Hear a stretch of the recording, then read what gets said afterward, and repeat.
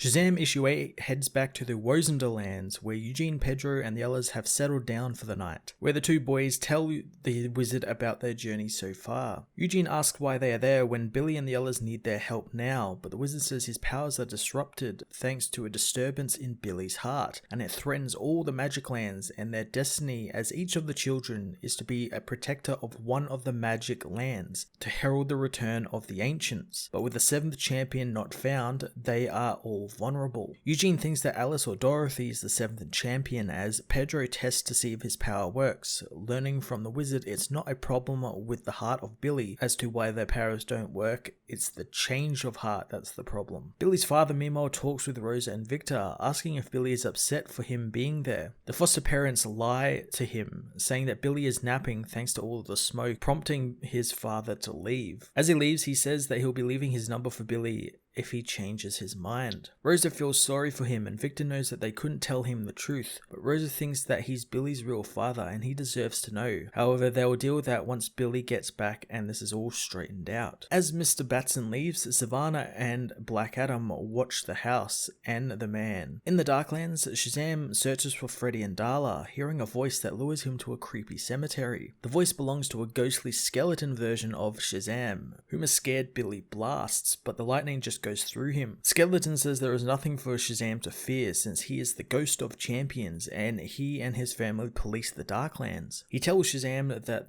the family hasn't had many visitors to the land since it is sealed off from the others. Shazam is glad to meet a fellow champion who will help him, however the ghost wants a favour from him in return should he find his family. Mr. Batson meanwhile is followed by Savannah and Black Adam, who has tolerated Savannah long enough, trying to kill the villain, however he is overcome by Savannah's power. Savannah says that thanks to Mr. Mind, his powers have increased considerably and he has mastered every spell in the Library of Eternity. Adam warns him of Mind's control, however Mr. Mind says that Savannah is well aware of their plans to release the Monster Society and claim the Seven Lands for themselves. Adam knows this includes Karnak and he attacks Savannah and Mind for threatening his home, but again is blasted by Savannah. A local man comes to see what the ruckus is, and for his interruption, Savannah kills the man, aging him into dust. He tells Adam that if he helps them, Karnak will survive and the Darklands will be unlocked, allowing Adam's wife and children to return to life. Adam says that he's tried, but no one can do that. However, Mr. Mind says he lacks faith in the caterpillar since he has something to show Black Adam. Mr. Mind uses his new great power to summon the 7 deadly sins, saying Adam can have power like this as well if he follows him. In the Darklands, Shazam learns the favor the ghost wants is to return to the land of the living. Shazam knows that the dead can't come back, but the ghost knows that they can, since Shazam has power to do it. The ghost threatens Billy's father, saying that he could die today as he attacks, demanding the hero give him his word. Billy defends himself, smashing the ghost as the undead Captain Marvel returns, asking what his son is doing to the living again. Shazam tells Captain Marvel he's trying to get his family back and go home, so Marvel points him in the direction of the bell tower. As he leaves, Marvel learns that his son was trying to return to life,